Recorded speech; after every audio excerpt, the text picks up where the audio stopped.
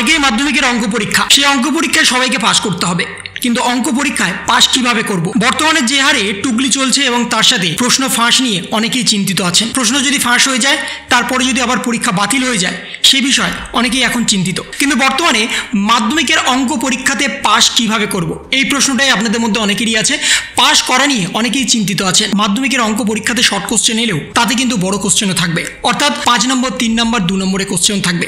Multiple চয়েসের question 10 থেকে 12টা থাকবে, কিন্তু তারপরে যা থাকবে সেগুলোকে আপনাদের ক্যালকুলেশন করতে হবে। তাহলে কিভাবে ক্যালকুলেশন করব, কিভাবে আপনারা পাস করবেন? বর্তমানে আপনারা জানেন যে মাধ্যমিকে অলরেডি 10 নম্বরের প্র্যাকটিক্যাল পরীক্ষা হয়েছে এবং সেখানে আপনাদের 8 বা 9 চলে এসছে, কিন্তু বাকি যে নাম্বার সেটা তো আপনাদের তুলতেই হবে খাতাতে। কিন্তু সেটা কিভাবে তুলবেন? মাধ্যমিকে অঙ্ক পরীক্ষাতে মেন কয়েকটা পয়েন্ট আছে, সেই পয়েন্টগুলো যদি আপনারা ফলো করেন তাহলে কিন্তু আপনাদের পাস নিশ্চিত। পাস যারা করতে চাইছেন শুধুমাত্র তাদের জন্যই এই বিষয়টা। বর্তমানে মাধ্যমিক পরীক্ষার অঙ্ক প্রশ্নতেই আপনাদের অ্যান্সার করতে হবে, কিন্তু সেখানে অ্যান্সার করার সময় আপনাদের ক্যালকুলেশন করতে হবে। সেই ক্যালকুলেশন ফ্যাক্টরটা আপনাদের কিন্তু লাস্ট পেজে করলে হবে না। বর্তমানে মাধ্যমিকের সমস্ত ক্যালকুলেশন আপনাদের খাতার ডান সাইডে রাফ বলে লিখে করতে হবে।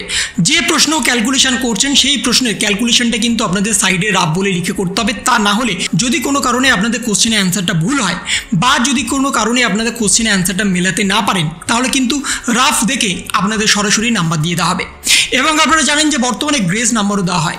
সেই গ্রেস নাম্বার পেতে গেলেও আপনাদের কিন্তু ম্যান্ডেটরিভাবে কোশ্চেনটা অ্যাটেন্ড করতে হবে এবং তার সাথে আপনাদের কিন্তু রাফটা ওখানে উল্লেখ করতে হবে যে আপনারা ট্রাই করেছেন, আপনারা চেষ্টা করেছেন, রাফটা কিছুটা অন্তত করেছেন। সেই বিষয়টি কিন্তু পরীক্ষক অবজার্ভ করবে এবং তার ফলে কিন্তু আপনাদের 2 থেকে 1 নাম্বার এক্সট্রাও চলে আসতে পারে।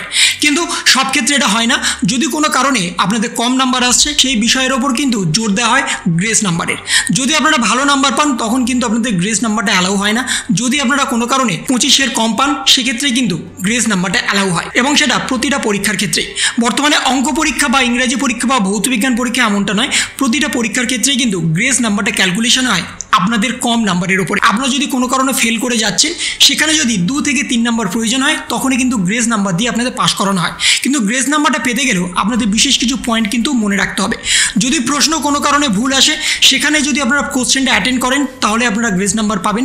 যদি প্রশ্নটা আপনারা অ্যাটেন্ড করেছেন এবং অ্যান্সারটা মেলাতে পারেননি, অর্থাৎ অঙ্কের ক্ষেত্রে, তখন কিন্তু আপনাদের রাফটা থেকে আপনাদের এক্সট্রা নাম্বার দিয়ে দেওয়া হবে। তার সাথে যদি আপনাদের খাতা পরিচ্ছন্ন থাকে সেক্ষেত্রে কিন্তু আপনাদের এক্সট্রা নাম্বার চলে আসবে।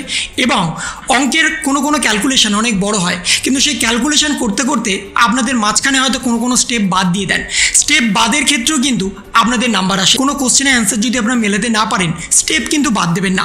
স্টেপ যতক্ষণ আপনারা পারবেন তত পর্যন্ত করে কিন্তু আপনাদের রেখে দিতে হবে, তাহলে কিন্তু আপনাদের 1 থেকে 2 নাম্বার ইজিলি চলে আসবে। এই বিষয়গুলো যদি আপনারা মনে রাখেন তাহলে কিন্তু আপনাদের অঙ্ক পরীক্ষায় কেউ ফেল করবে না। বর্তমানে অঙ্ক পরীক্ষা নিয়ে অনেকে টেনশনে আছেন, কীভাবে অঙ্ক পরীক্ষা অ্যাটেন্ড করবেন। বেসিক্যালি আপনাদের প্রথমত মাল্টিপল চয়েসের কোশ্চেনগুলো অ্যাটেন্ড করতে হবে, তারপরে কিন্তু আপনাদের শূন্যস্থান পূরণ, তারপরে আপনাদের 1 থেকে 2 নম্বরে যে কোশ্চেন আছে সেগুলো অ্যাটেন্ড করতে হবে। বড় কোশ্চেন অ্যাটেন্ড করতে গেলে আগে কিন্তু আপনাদের সময় চলে যাবে, ক্যালকুলেশনে অনেক সময় চলে যাবে। তাই বেসিক্যালি আপনাদের মাল্টিপল চয়েসের যে কোশ্চেন আছে সেগুলো কিন্তু 15 মিনিটের মধ্যে আপনাদের দেখে আগে থেকে টিক চিহ্ন দিয়ে রাখতে হবে। তাহলে কিন্তু বড় কোশ্চেন করার সময় আপনাদের কিন্তু সময় বাঁচবে, এবং সেখানে যদি কোনো রকম ভুলভ্রান্তি হয়ে যায় তাহলে কিন্তু আপনাদের রাফ দেখে সরাসরি সেই নাম্বারটা দিয়ে দেওয়া হবে। ফুল নাম্বার না দিলেও আপনাদের কিন্তু 50% নাম্বার ওখান থেকে চলে আসবে যদি আপনারা রাফভাবে বোঝাতে পারেন, যদি আপনারা রাফটা পয়েন্ট টু পয়েন্ট করে আসতে পারেন এবং কোন কোশ্চেনে রাফ করছেন সেটা যদি মেনশন করেন, তাহলে কিন্তু অবভিয়াসলি আপনাদের নাম্বারটা আসবে। এবং তার সাথে যারা বর্তমানে কম নাম্বার পাবেন বলে আশা করছেন, যদি আপনারা ভেবে থাকেন যে আপনারা পাস করতে পারবেন না, তাহলে কিন্তু আপনারা ম্যান্ডেটরিভাবে কোশ্চেনগুলো অ্যাটেন্ড করবেন, সমস্ত কোশ্চেন অ্যাটেন্ড করার চেষ্টা করবেন। পারলে যেটুকু আপনারা পারবেন সেটুকু লিখে আসার চেষ্টা করবেন, তাহলে কিন্তু আপনাদের পাস করার চান্স অনেকটাই বেশি থাকবে। তাহলে আগামী দিনের জন্য সবাইকে শুভেচ্ছা, এবং যা আপনাদের কোশ্চেন দিয়েছি সেগুলো যদি একবার আপনারা ফলো করেন তাহলে কিন্তু আপনাদের অনেকটা সুবিধা হবে। বর্তমানে মাধ্যমিকের অনেক কোশ্চেনই টাফ এসছে, আগামী দিনে টাফ আসবে কিনা সেটা কিন্তু এখন থেকে বলা সম্ভব নয়, কেউ বলতে পারে না। তাই বর্তমানে যা আপনারা প্র্যাকটিস করছেন সেটাকে কিন্তু আর বারংবার প্র্যাকটিস করার কোনো দরকার নেই। অতিরিক্ত প্র্যাকটিস করতে গেলে আপনারা সবই ভুলে যাবেন।